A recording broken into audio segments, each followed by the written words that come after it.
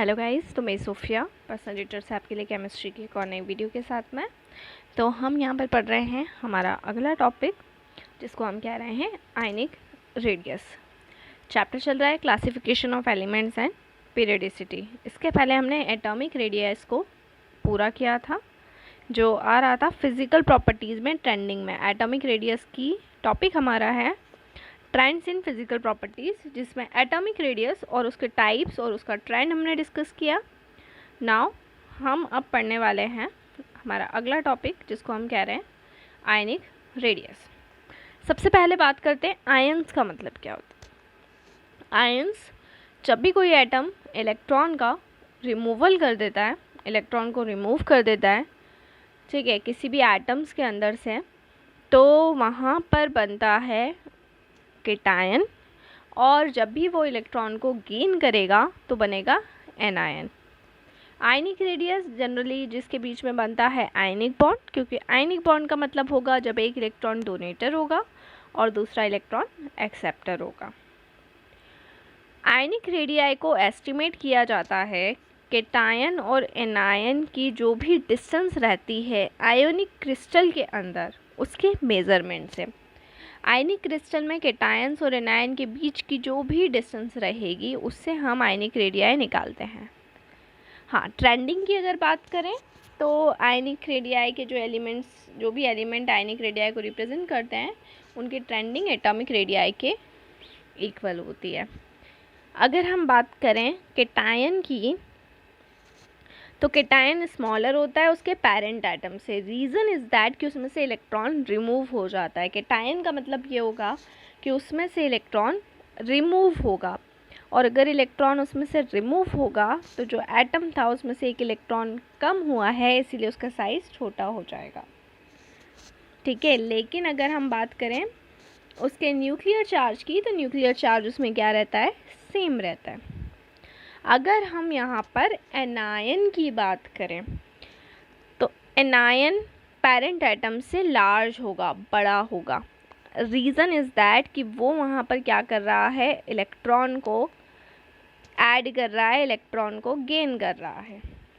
तो इलेक्ट्रॉन को गेन कर रहा है, इलेक्ट्रॉन को ऐड कर रहा है, इसलिए उसका साइज़ क्या हो जाएगा, पेरेंट एटम जो उसका एटम था उससे बड़ा हो जाएगा, ठीक है, क्योंकि उसमें ज़्यादा इलेक्ट्रॉन हो रहे हैं। क्लियर। अब यहाँ पर क्या होगा, इसकी वजह से रिपल्शन इंक्रीज़ हो जाएगा, ठीक है, एनायन में। और रिपल्शन इंक्रीज़ होने की वजह से जो इफेक्टिव न्यूक्लियर चार्ज रहेगा वो डिक्रीज़ हो जाएगा। जैसे हम बात करते हैं फ्लोराइड आयन की आयनिक रेडियाई के बारे में। फ्लोराइड आयन है, मतलब F पे नेगेटिव चार्ज है, तो वो 136 pm है। जबकि अगर हम बात करें फ्लोरीन की एटॉमिक रेडियस की, फ्लोरीन की एटॉमिक रेडियस का मतलब क्या हो गया कि वो आयनिक रेडियाई नहीं है, वो एटॉमिक रेडियाई है, क्योंकि ना ही उन्हें इलेक्ट्रॉन लूज़ किया है ना ही गेन किया है, तब उसकी 64 होती है। अगर अदर हैंड हम सोडियम की बात करें, क्योंकि सोडियम पॉजिटिव होता है, केटायन होता है, तो एटॉमिक रेडियाई सोडियम की होती है 186, और अगर आयनिक रेडियस की बात करें तो वो हो जाती है 95, है ना।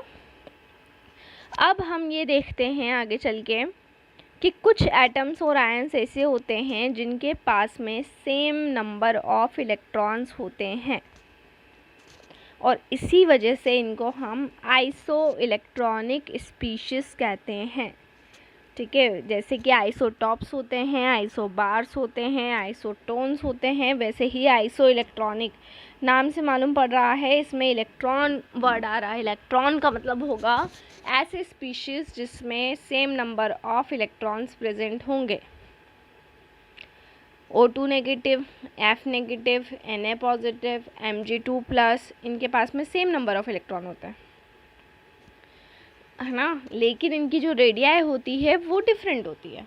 रेडियाई इनकी सेम नहीं होगी, सबके पास में सेम इलेक्ट्रॉन है, लेकिन रेडियाई डिफरेंट होगी कि सबके ऊपर डिफरेंट न्यूक्लियर चार्जेस होंगे, ठीक है।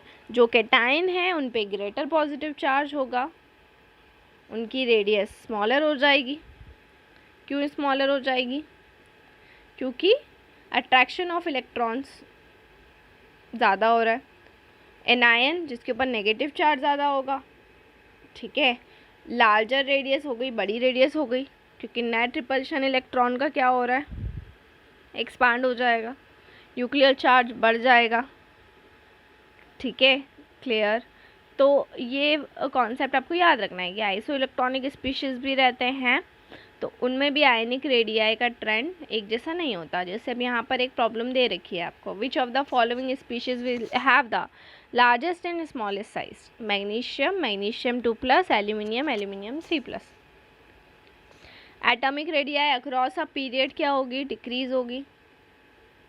केटायन स्मॉलर होंगे एज देयर पेरेंट एटम्स।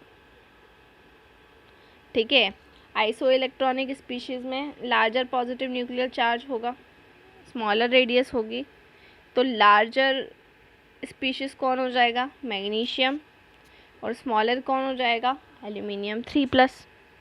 बहुत इजी प्रॉब्लम थी, तो बस ट्रेंडिंग अगर याद रखनी है तो ये वाला फंडा आपको याद रखना पड़ेगा। ठीक है, केटायन का और एनायन का केटायन पे पॉजिटिव चार्ज ज़्यादा होगा, रेडियस स्मॉलर हो जाएगी।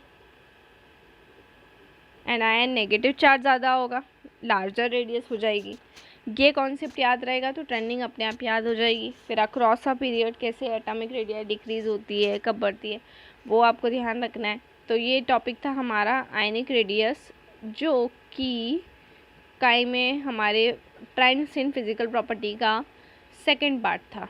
इसके बाद में हम थर्ड पार्ट पढ़ेंगे, जो कि बहुत ज़्यादा इम्पॉर्टेंट है, जिसको हम कह रहे हैं आयोनाइजेशन एनर्जी। तो आयोनाइजेशन एनर्जी को हम नेक्स्ट वीडियो में डिस्कस करने वाले हैं। तो इसी तरह से जुड़े रहिए हमारे साथ में, वीडियोस को लाइक करें, चैनल को सब्सक्राइब करना ना भूलें। और अगर आप हमसे ऑनलाइन होम क्लासेस लेना चाहते हैं तो लॉकडाउन में ले सकते हैं, हम आपको वो फैसिलिटी भी प्रोवाइड कर रहे हैं। ऑनलाइन क्लासेस लेने के लिए डिस्क्रिप्शन में जाकर कॉन्टेक्ट नंबर लें और हमसे डिटेल लें। Stay home, stay safe. Thank you.